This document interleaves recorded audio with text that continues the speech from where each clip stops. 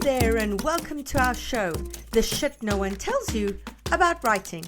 I'm Bianca Murray and I'm joined by Carly Waters and Cece Lira from PS Literary Agency. We'll be kicking off today's episode with our usual Books with Hook segment, after which we'll go to today's guest. Today's guest is the former editor of the New York Times' Motherload and the co-host of the hashtag #AmWriting podcast, as well as the author of How to Be a Happier Parent, In Her Boots, and the instant New York Times bestseller and Reese's book club pick, The Chicken Sisters. She lives with her family on a small farm in Lyme, New Hampshire, but retains an abiding love for her childhood in Texas and Kansas. It's my pleasure to welcome KJ Dell'Antonia. KJ, welcome to the show. Thank you. I'm so excited to be here. I am an extremely regular listener. That's always wonderful to hear from authors. So thank you so much for that. I'm really excited to have you here today. So for our listeners, the book we're talking about is The Chicken Sisters. And you've probably been seeing that all over the place because it's been made into a Hallmark original series. We've been seeing tons of things about the actors and promos for that, which has been really exciting because when you read a book, you have these characters in mind, you visualize them, and then you see it adapted and it kind of comes to life on the screen. So, for those of you who aren't familiar with the book, I'm just reading you the flap copy. 3 generations, 2 chicken shacks, 1 recipe for disaster. In tiny Merrimack, Kansas, chicken Mimis and chicken Frannies have spent a century vying to serve up the best fried chicken in the state. And the legendary feud between their respective owners, the Moores and the Pogacellos, has lasted just as long. No one feels the impact more than 35-year-old widow Amanda Moore, who grew up working for her mom at Mimi's before scandalously marrying Frank Pogacello and changing sides to work at Franny's. Dun, dun, dun. Tired of being caught in the middle, Amanda sends an SOS to Food Wars, the reality TV restaurant competition that promises $100,000 to the winner. But in doing so, she launches both families out of the frying pan and directly into the fire. The last thing Brooklyn-based organizational guru May Moore, Amanda's sister, wants is to go home to Kansas. But when her career implodes, helping the fading Mimis look good on Food Wars becomes May's best chance to reclaim the limelight, even if doing so pits her against Amanda and Franny's. Yet when family secrets become public knowledge, the sisters must choose. Will they fight with each other or for their heritage? So lots of high stakes. We're always talking about high stakes and why something matters. And by just reading this flap copy, you can get the high stakes and why it matters. So KJ, before we dive into chatting about the book, I just want to discuss, this was your first debut fiction title. Holy hell, to debut this way with fiction. Can you just take us through that journey to publication, getting an agent, getting published, and what that must have been like for you? So I have thoughts about the debuting this way that go beyond that as well. So I was already represented in nonfiction. I was a writer with the New York Times. So I was in a sort of a different position than most of the people that I help query, which is that I knew that this query would get read. And I knew that it would get read quickly. And I knew that the novel, which was obviously finished when I queried, would also get read. But I suspected that I had exactly one shot to switch from nonfiction into fiction. So the stakes were high there as well. So I really worked hard to get this novel as good as I could possibly get it, both on my own and working with a book coach, Jenny Nash, before I sent it out. And then I sent it to my nonfiction agent, knowing that she did not represent very much fiction, and what she did represent tended to be very much on the literary side. So I didn't expect her to want to represent it, and I was right, she did not. But she offered to refer me to someone else within her same agency, and that person ended up being my agent. And it was a very quick success, but it was very calculated. Like, I knew that if I went to them with something on the weaker side, they were going to go, oh, well, she's a nonfiction. At least that was my suspicion.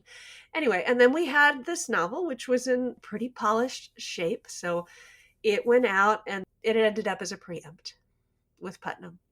And I had my original editor there, Margot, was wonderful for the Chicken Sisters. And I have since checked off the bingo card of authordom of having your editor quit. And being moved on to a different author. So yeah, and then obviously, I mean, everything came up roses for this book.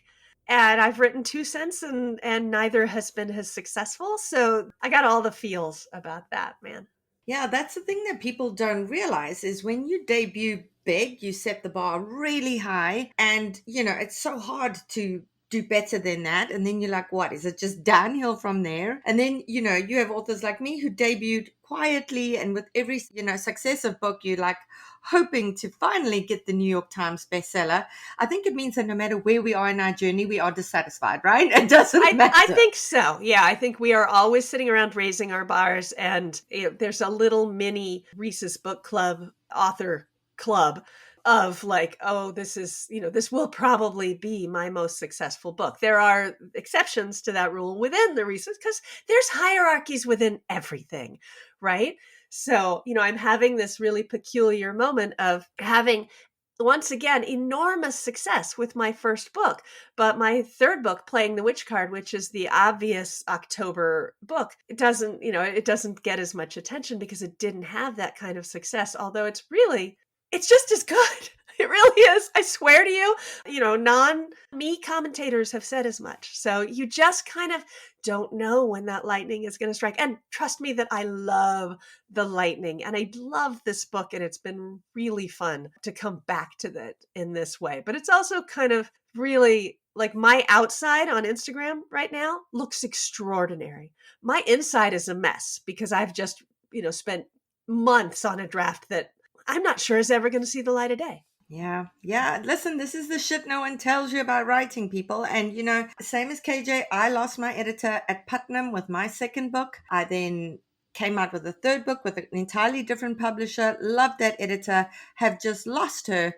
And the fourth book is coming out next year. So, this is how it goes. And every time you lose an editor, it is called being orphaned. And it is devastating because you build a relationship with them because they're the ones who are so passionate about the book and they're driving the sales force and they're telling everybody about it.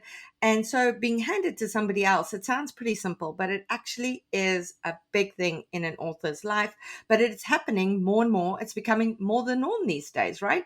I don't think I even know anyone who hasn't been orphaned in that way. I really am. I'm going to make a little bingo card of authors, and that is totally going to be on it. But it just really, really is bringing home to me this rule that you never judge your insides by somebody else's outsides. And as much as I've tried on Instagram to be like, and also, I'm not having a great writery moment. I'm also like, sharing all this fantastic Chicken Sisters stuff. And I know that it is pushing the buttons for other authors the same way when I see you with your crowds, at some of your events, I'm like, I never get a crowd, anyway, we all do it. And I know that I'm successful, but I mostly don't feel it.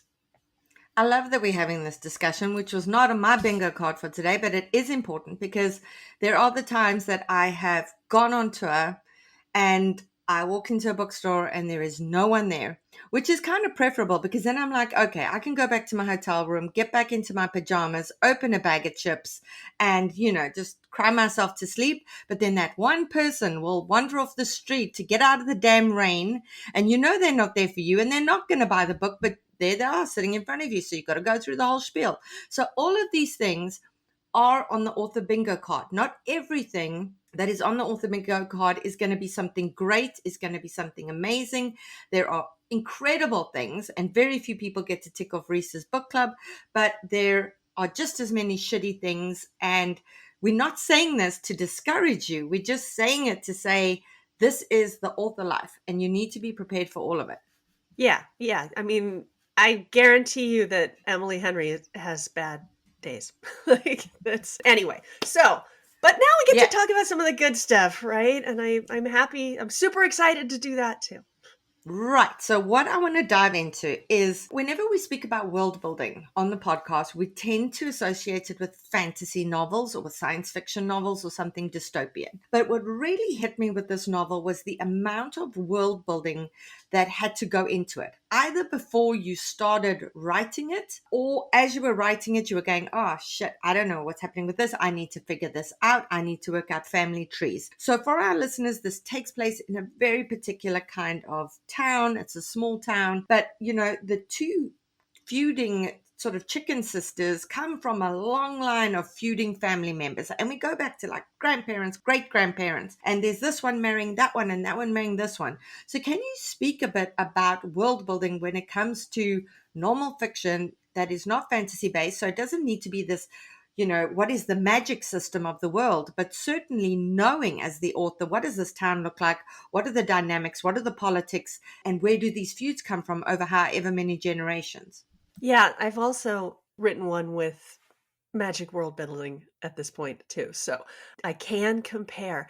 This was easier, but also really complicated. But one of the reasons that it was easier is that there is a real history to these restaurants. They really exist in a small town in Kansas where my parents grew up and I grew up seeing them. So I had a mental vision. And what I have realized since is that I almost need a mental vision of a town and a street. Like I need to draw a little map. I need to know where things are. And that is just for like describing where people are in time.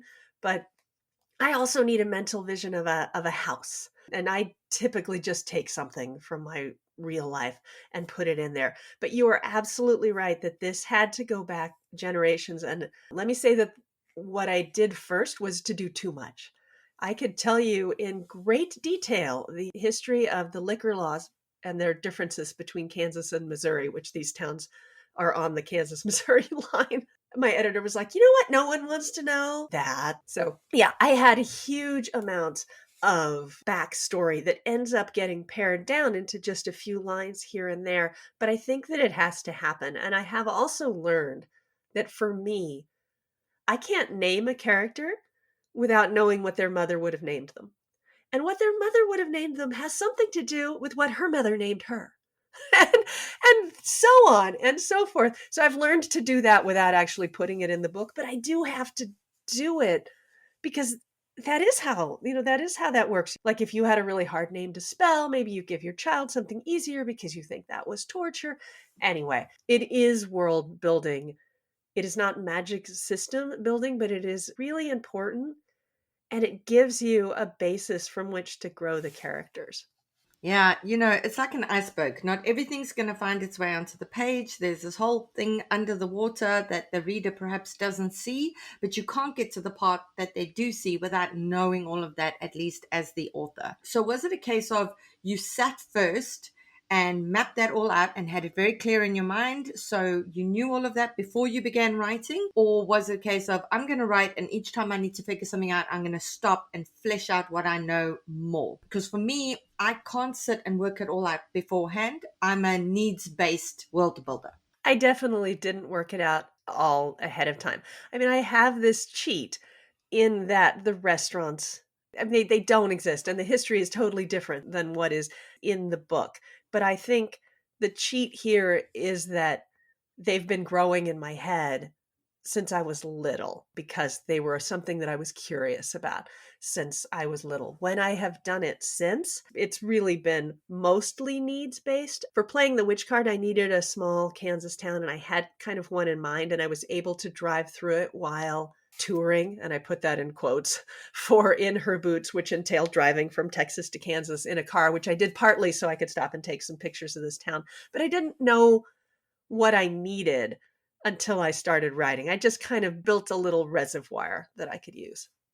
Okay, so I want to discuss what I think is a sneaky prologue, because on the podcast we have this thing about prologues and sneaky prologues. But before I do that, I'm actually going to show KJ this picture of her book, which has been devoured. It looks like it's been gnawed by rats at the bottom. And this is because yesterday I was looking after a good friend's two French bulldogs who I suspect saw this on my bed, red chicken, and decided to see if it tasted like chicken. So this is looking very lived in, but I mean, they ate quite a bit of it, KJ, so I think it tasted good.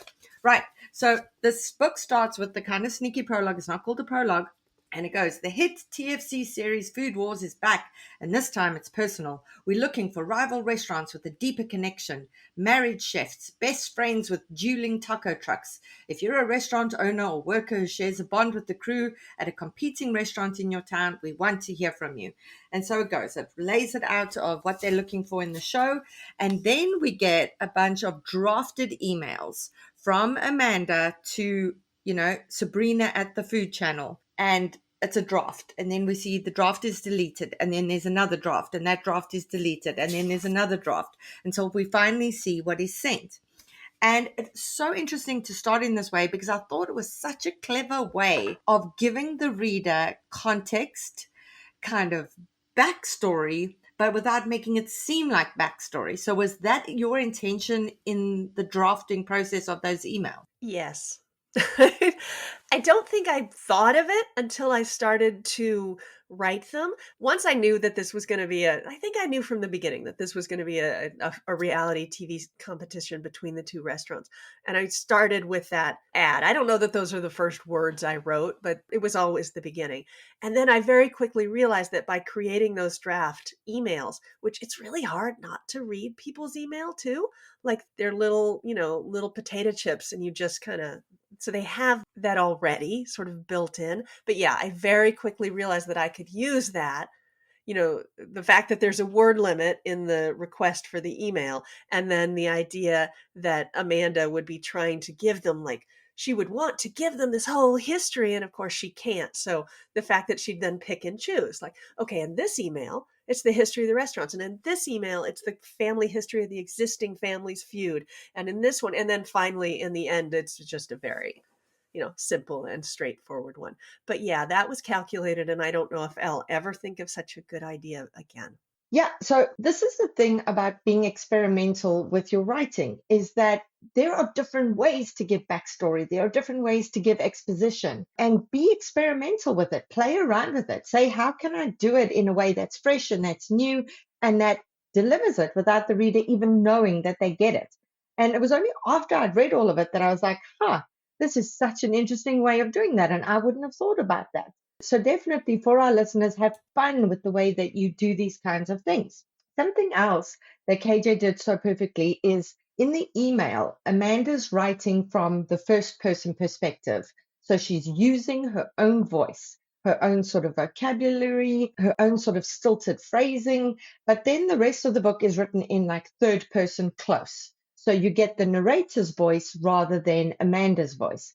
And that was obviously very intentional. So I'm always saying to our listeners, when you choose between first person or third person, it needs to be intentional. Why am I doing one over the other? And if I changed it, how would that change the narration? And we can tell very clearly from those first person emails how very different the narration, the narrative voice would be if we got it in Amanda's first person as opposed to the author's third person voice. So can you speak a bit about that as well?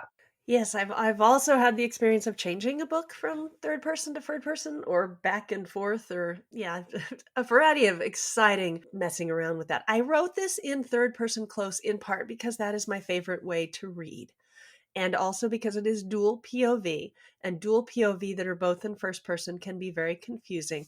But these two characters needed to be very much equal on the page.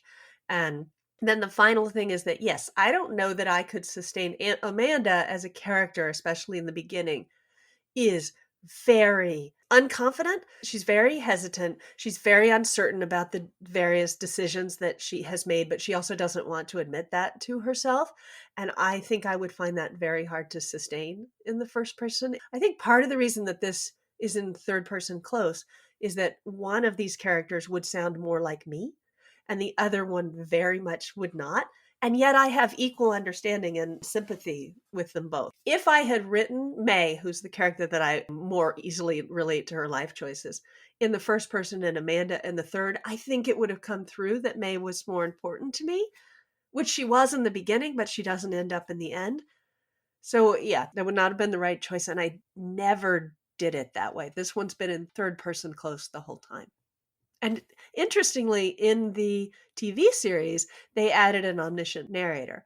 I think because it's a hard story to tell without that. Yeah, that's the intentionality we're looking at. So in my second novel, I wrote two characters from sort of first person and one character from the third person. And in my New York Times takedown review, which ripped that book to shreds, I was told that I wrote the one character from the third person because I viewed her as less than the other two characters. And that couldn't have been further from the truth. It was that a first person character can only tell the reader what they themselves know about their situation, about their circumstances. And when you write in third person, you as the narrator are able to convey things that the character themselves is not aware of. And so, again, that's something to really keep in mind because you just said, Amanda's a certain way, but she doesn't see herself that way. And certainly, we are all unreliable narrators in our own stories. So we would portray ourselves a certain way that maybe you want the reader to know that that isn't exactly the truth. And that's when you might want to play around with third person. Right. And sometimes you need that. Like sometimes you want to only have the narrator's perspective on why they're making the choices that they're doing and what they see as the reasons that other people are making the choices that they're making because their evolution is going to make them, realize things that are different and that's going to matter. So it just depends on the story that you're telling. And like I said, I've had to switch it around multiple times in the other books that I've written. And I don't think to their detriment. Sometimes and sometimes you don't. Yeah, I've done that as well. Hop backwards and forwards until I find my entryway in to figure out, okay, this is the best narrative voice. Something you've just said now leads to the next question. So when you have a multi POV novel, each character needs to have high stakes. What's at stake? Why does it matter that they do this thing? If they don't do this thing, what is going to happen?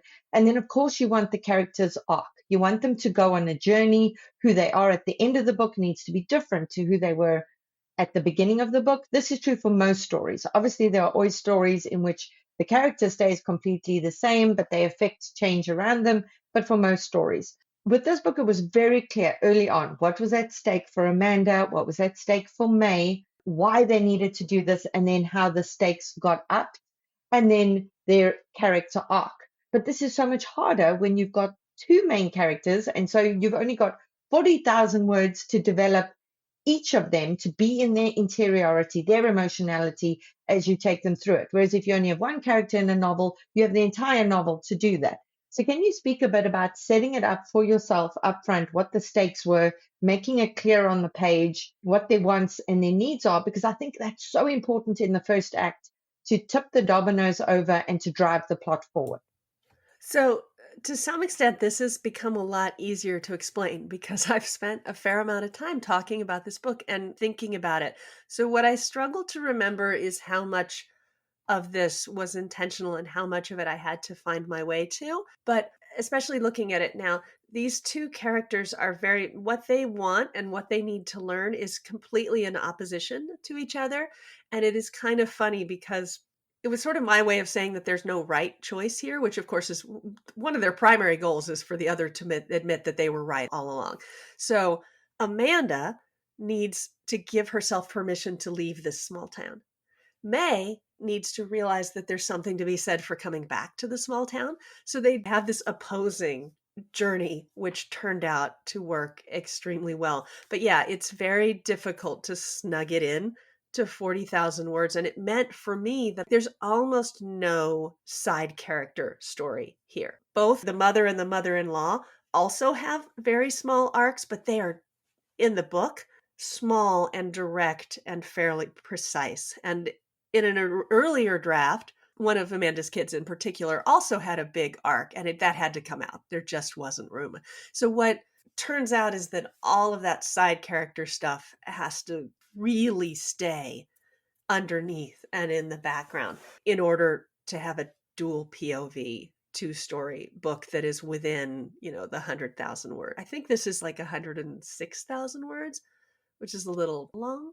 And one of the things that's been a joy to see in watching them adapt it for TV is that they could bring out a bunch of secondary character stories. And some of them feed on things that I had and some of them don't. Yeah, and so what KJ was just speaking about now was in terms of one needing to give herself permission to leave, one needing to realize there's something to be said for coming home. That's in terms of their character arc and the themes of the novel. But up front, what she does really well is she sets it up why each of them needs to do this contest.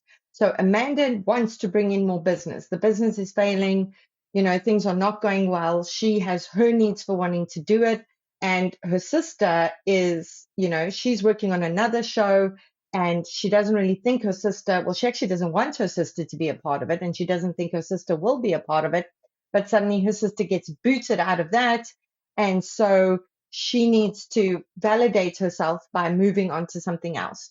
So it was really important upfront to set up what each character wants, what they need, and what's at stake, because everything that follows comes from those wants and needs and what's at stake, because it's plot forward story. Because what we often see emerging writers do is go, oh, this is what my character wants, this is what they need. But then they have a plot that has got absolutely nothing to do with what those characters want and need. So the wants and needs have got to tip the dominoes forward, right, KJ? Oh my gosh, absolutely. And can I just say that I've made that mistake in subsequent drafts of subsequent novels of having the emotional arc and the plot arc have really no relationship to each other. And it's terrible. And I will never again draft an entire book that way, I say boldly and determinedly and probably incorrectly. Put that on your bingo cards, everybody, because that is exactly something you are going to do all over again. You'll write a book and you'll be like, I think I know what I'm doing. And you'll begin writing another book and get halfway through and be like, oh, shit, I don't know what this character wants. I don't know what their emotional needs are. I don't know what's at stake. So another thing to put on your list is you'll think you know what you're doing, but actually you don't. KJ, we're out of time. It was so wonderful chatting with you. For our listeners, we're going to link to the Chicken Sisters as well as KJ's other books on our bookshop.org affiliate page. If you buy the books there, you support the podcast and independent bookstores at the same time. Thank you so much, KJ.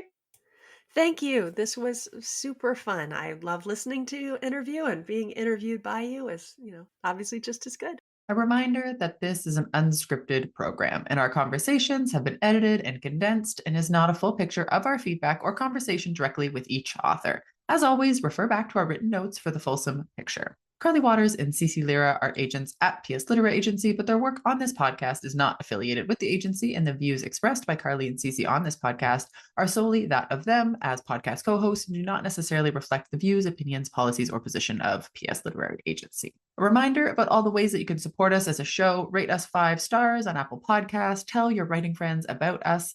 We'd love to help as many writers as possible. And follow us on our Substack newsletter. Get our stacked newsletter on a weekly basis, bonus videos, articles, essays, advice, and more. You can find it at theshitaboutwriting.substack.com. That's theshitaboutwriting.substack.com. And that's it for today's episode. I hope you'll join us for next week's show. In the meantime, keep at it. Remember, it just takes one yes.